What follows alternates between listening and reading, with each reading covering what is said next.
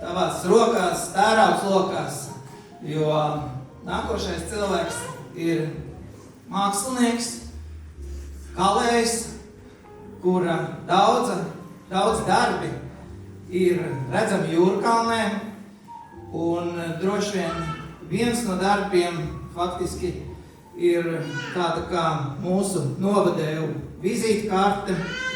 Tas ir ugunsrats ugunspļavā, kas tiek iedegts vasaras saulgriežos, un tāda darba ir daudzi, un, protams, šis cilvēks visu faktiski dara sabiedriskā kārtā.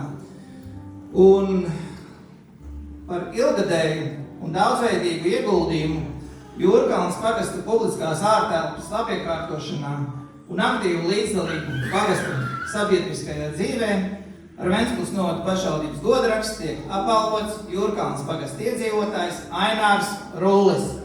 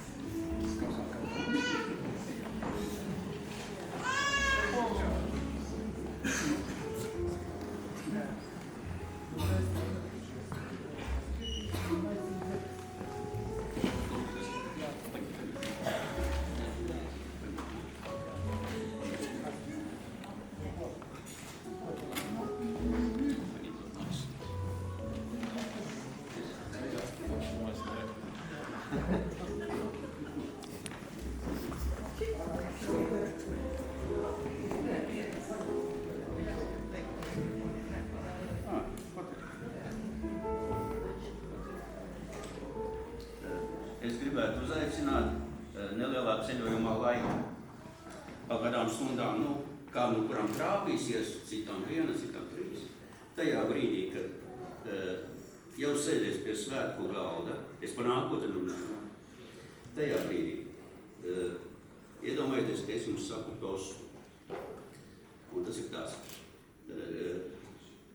Mēs esam nodzīvojuši tik tālu, ka vismaz paši sev atklāt varam pateikt. Izdodas taču dažreiz. Un dažreiz izdodas tā, ka pat citiem patīk.